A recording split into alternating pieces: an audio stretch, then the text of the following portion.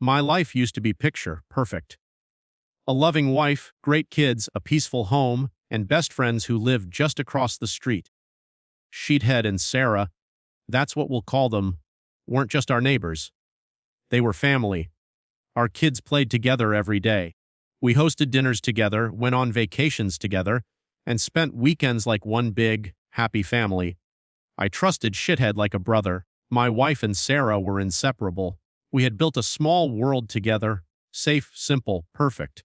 Until the day it all came crashing down, 5 months ago. I was blindsided by the kind of betrayal that changes you forever. It started with something small. My wife had left her email open on our computer. I wasn't snooping. I just noticed a message to her therapist saying, "Tor, Sheethead will be joining me again for our next session." And again? Why would my best friend be attending my wife's therapy sessions without me knowing? That one line set off alarm bells in my head. I searched through her emails and found several more messages between her and the therapist. Turns out, Sheethead had been attending therapy sessions with her for over a month.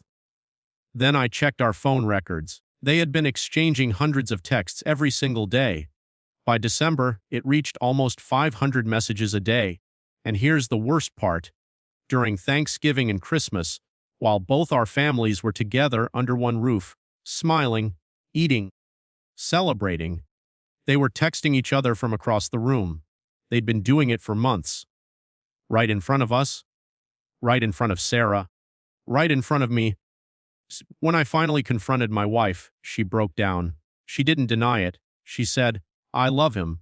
I didn't mean for this to happen, but I don't feel anything for you anymore. I'm sorry." I remember lying face down on the couch, unable to breathe. They'd planned it all. The divorce, the move, even therapy sessions together so they could figure out how to tell us gently. They weren't sorry for what they did. They were just sorry they got caught. 2 months later, she moved out, and I was left in pieces, sleepless nights, constant pain, and a house full of memories that now felt poisoned. But here's the thing. I'm not the kind of man who stays broken. And when I'm wronged, really wronged, I don't just sit back and cry. I plan. You see, a few years earlier, Sheethead had run for a position on our local board of education. He was an underdog, but I helped him, designed his campaign materials, coached him for debates, and my wife, being a respected school employee, helped spread the word. Against all odds, he won. He became obsessed with his new title, attending every committee, every school event, every meeting. That's where their affair really began. Those long evenings and weekend work sessions. When I pieced everything together, I realized something. Their relationship wasn't just morally wrong, it was professionally dangerous. An affair between a Board of Education member and a school district employee, that's a political scandal waiting to explode. And to make matters worse, my wife was next in line for a major administrative promotion, one everyone believed she'd already secured. I had all the proof I needed, texts, emails, timestamps, everything. But I didn't want to look like a bitter, vengeful husband. So I came up with something better.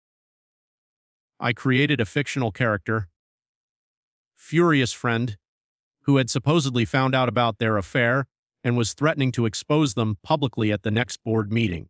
I told my wife I'd tried to calm this person down, but I wasn't sure I could stop them. The reaction was immediate. Shithead panicked. He decided the only way to save face was to confess everything to the board before it went public. The very next week, he did exactly that. The superintendent graciously accepted his resignation, and just like that, the proud board member was done. Career over. Sarah told me he barely got out of bed for days, humiliated and broken. But that was only half the storm.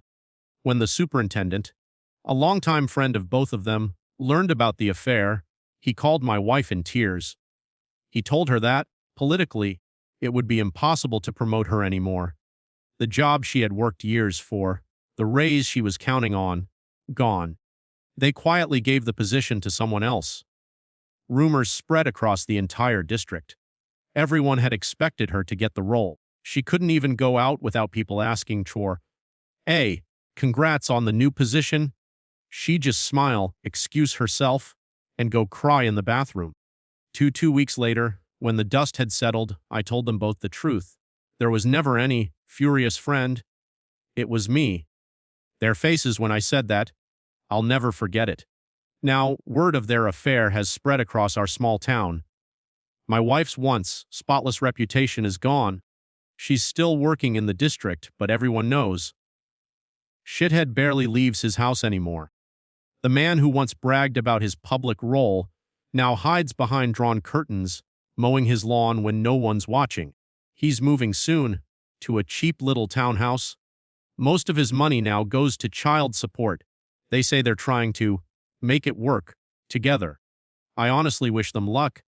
They'll need it, especially when they have to face the same people they once fooled. Sarah and I, we're not together, but we've become each other's biggest support. We've both been burned by the same fire. The kids are doing okay, better than I expected. I take them camping, spend more time with them than ever before. I'm still healing. But at least now, every time I look across the street, I remember one thing: they thought they'd destroy my life. Instead, I burned down theirs. Revenge doesn't always mean violence.